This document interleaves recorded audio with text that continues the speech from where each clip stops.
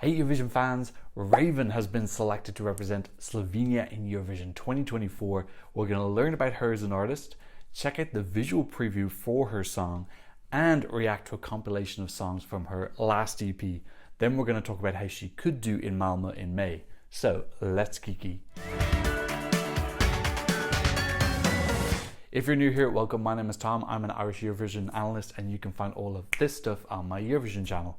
So great news today, Raiven being confirmed for Eurovision. There have been some rumours swirling around that it could potentially be her. She is known to the Eurovision community having entered the Slovenian national final EMA in 2016, where she came second, in 2017 where she came third, and in 2019 where she came second again. So really unlucky, coming in the top three times.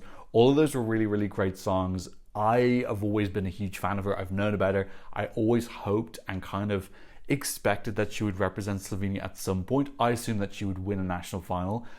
I'm hoping the fact that they chose to internally select her was just from the fact that her song was so epically awesome. I think I heard something that over half of the jury picked her song as their favorite, so they just kind of said, okay, Raiven, you win. We're not going to make you come second and third once again. So a little bit about her. Her real name is Sarah Brzezinski-Sermon. I'm sorry, I'm saying the Brzezinski wrong. There's no pronunciation assistant on Google Translate for Slovenian, so I don't know how to pronounce any of these Slovenian words. But she's a classically trained musician, so she's gone through the proper training in schools and how to be a singer, and she's a mezzo-soprano, and she's been taking that a lot more seriously since 2019. She's actually been in a lot of operas, Carmen, The Barber of Seville, she's a real proper singer. So I wonder, could we potentially be getting some bit of opera at some point in the song that she's going to be presenting to us, because she does have that incredible vocal ability.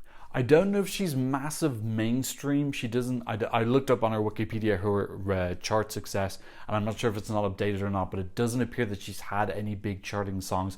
Now that could just be because it's not fully updated, because it's the English version. I don't get the impression she's like huge in Slovenia or anything like that. I think she's more at that kind of national final level, but she is a super qualified, technically trained artist. So this is really exciting, and with those previous times that she's been in EMA as well, she's going to know the delegation, they're going to know her, they're going to know her personality, and that they will be able to work well with her and her type of artistry, and they know that she can perform as well, because she's already kind of done 3 editions for them, and she's gotten even stronger at singing since then. So this is kind of a really clever internal selection. Even though she doesn't have the chart success, the delegation know what they're getting. They know her style, her capabilities, and that she's keen as well. She's not doing it like just for some quick success. She entered EMA 3 times. Even though she kept on losing just by the smallest amount, she still came back. So she obviously loves it, really passionate.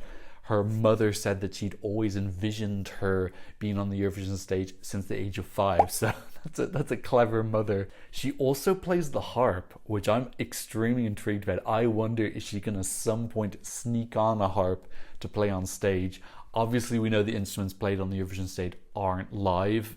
It's pre-recorded, but she'll still be able to pull off, like, doing the plucking correctly. If someone doesn't actually know how to play a harp and they're just kind of mashing it, you kind of go, maybe that person isn't a harpist, but she'll be able to do all the fancy tricks and show off. Why not? If you can play the harp, show it off. So now we're going to watch a little visual preview that the Slovenian broadcaster has released to coincide with the announcement of Raiven. So let's have a look at this. Wanna know my secret? Bang.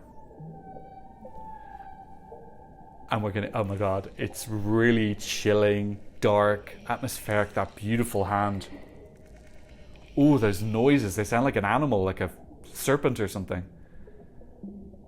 Really like magic potions. She looks gorgeous, like fairies, really going into the supernatural. Oh my god, this is so good. She's really giving us a lot of witchy vibes. And this, oh, she's concocting a spell. She's putting us under a spell. Amazing. Oh, stop. That is such a great view. Really dark, edgy, cool. She's going to be leaning at that supernatural Halloween.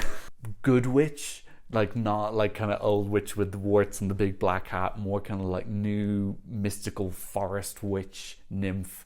So there's really, really cool, strong visuals. They got a really strong concept that I really buy in with Raiven as well. Kind of fits in with the persona that I know from her previous entries in EMA. So I love this. Let's talk a little bit about the song, which is called Veronica. And this has a story behind it, which I'm going to read to you. Apparently, this character, Countess Veronica, is a myth or possibly a fairy tale from Slovenia. I think it's associated with a city called Kamnik. So story time, I'm going to read you out this story about Countess Veronica. Once upon a time, brothers triplets lived in Kamnik. They wanted to become priests. To hold the new mass together, they needed a new church. They went to the castle to ask Countess Veronica for money. When Countess Veronica heard their request, she yelled, "Get out!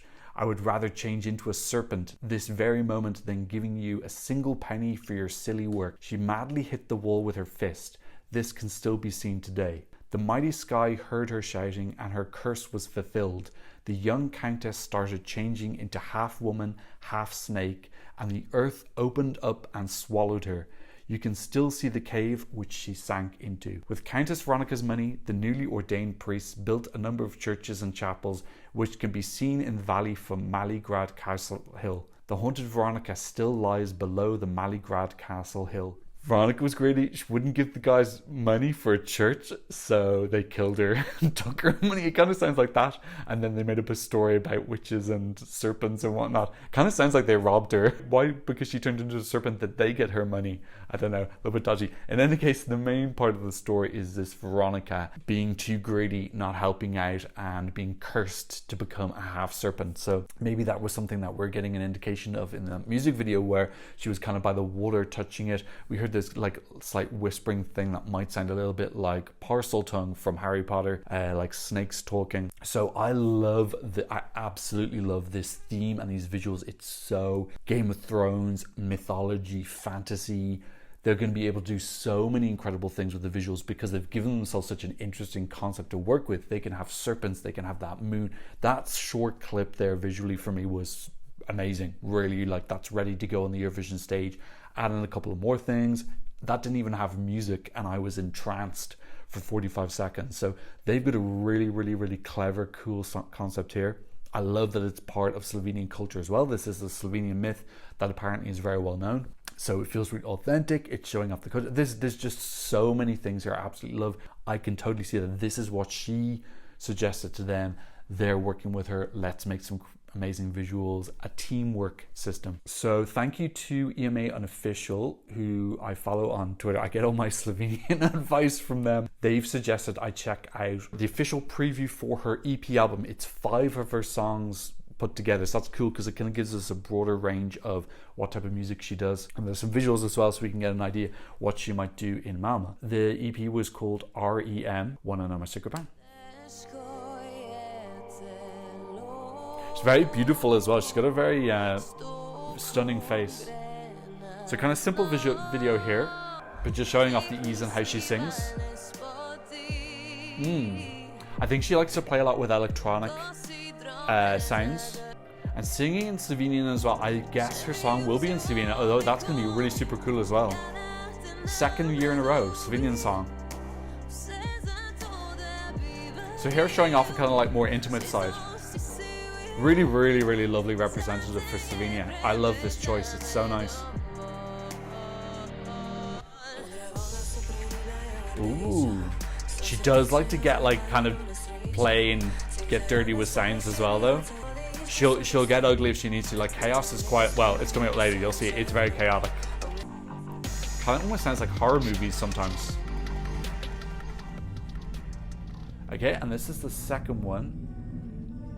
This one is called Krauj Babylona. Oh, that's a lovely intro there. And now she's giving us more glam. This, I really like this construction of that electronically coming in at the start. That kind of choral image. I think she's really interested in history. I can hear history in her music. And then she kind of overlays it with these like more modern beats. Really simple tableau, but really striking.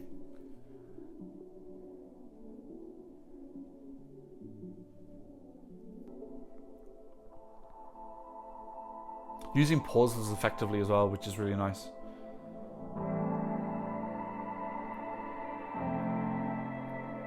She's very artistic. You can see now in her styling, the way she uses sounds, everything.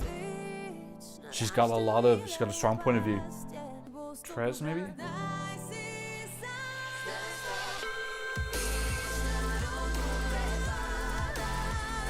Okay, this is kind of like a little bit more of a standard song.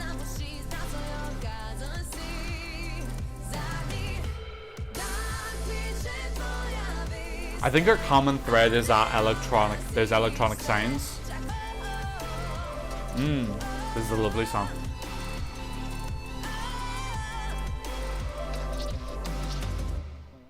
She loves the pause. Okay, here we are. I don't know which one we're on now. Oh, she just wandered in on a couple's hotel room. And it's okay, she's having a pillow fight. Just going to their hotel room for a pillow fight. Totally normal weekday night. So this one's like a bit more kind of calm, understated. So she's got levels of intensity. But that gorgeous etherealness in the background, kind of like more delicate, soft sounds. I think this is Chaos, is it? Yeah, so this one is definitely not soft. So this was her 2019 entry, I believe.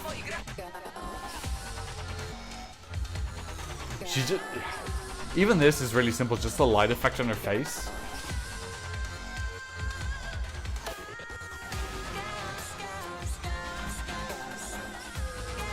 I think this has a bit of a remix. It sounds different from the Chaos I heard in 2019.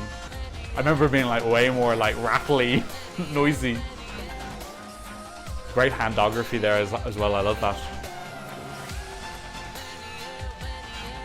Ooh, this sounds much better than I remember. So she's got a lot of ideas vocally, sonically, visually.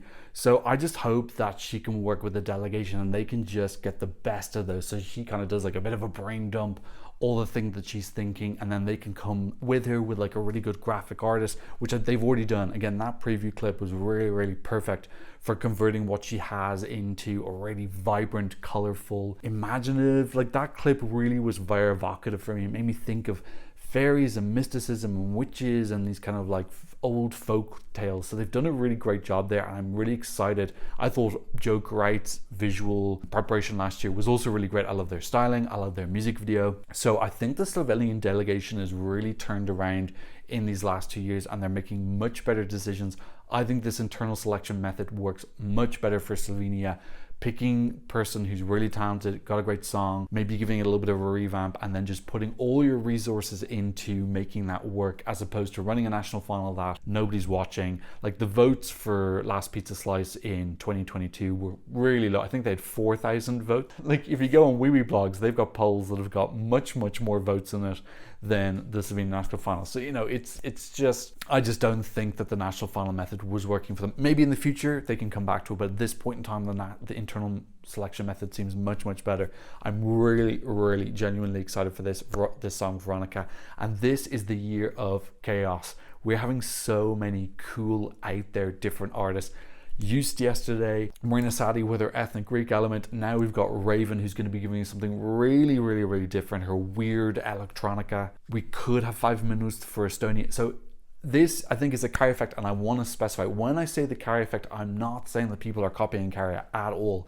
I'm saying that I think a lot of delegations play it really safe, or feel that they needed to play it safe to do okay at Eurovision and possibly qualify. And I think that Käärijä showed them actually there's definitely a market for sending something a little bit risky, a little bit unusual, in your own language. It doesn't have to be in English. But yeah, just opening up the door that you don't have to be a pop in this very small pop box if you want to survive in Eurovision, especially with the televote only semi-finals. You can be experimental and different, and you're still going to get through. Let 3 as well, a really great example of that. So it's not all Käärijä. Lots of people have been breaking down the doors of conventionality at Eurovision, but Käärijä is the most recent big one. So that's why I'm calling it the Käärijä effect. Hadrid Munsigra also broke down a lot of doors as well. So there's loads of entries who have been kind of going against the rainbow. Käärijä was the most successful, so I'm hoping that this is the effect that more people from more different genres are being braver and putting their names forward and seeing that they do have a chance. So this is going to be the year of chaos, and I'm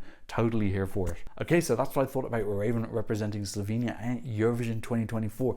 What do you think? What's your favorite song of hers? Are you looking forward to Veronica? What do you think about that short 40-second visual clip? Leave me a spicy comment down below. Thank you so much to Alan Barry for supporting me on Buy Me a Coffee, and to Annika for her super thanks. If you want to support the channel, I'll leave links for you in the description down below. But as always, thank you so much just for watching. And of course, thank you to all my patrons all over the world for patronizing me. That sounds bad, but I mean it in a good way. They're patronizing me in a good way. On my Patreon, you can see the original version of songs that get copyrighted, plus there's some previews of upcoming videos, and I do early releases of some videos as well, so go check that out if you're a fan of the channel. And thanks so much for watching. I'll see you in another Eurovision reaction video very soon. Goodbye.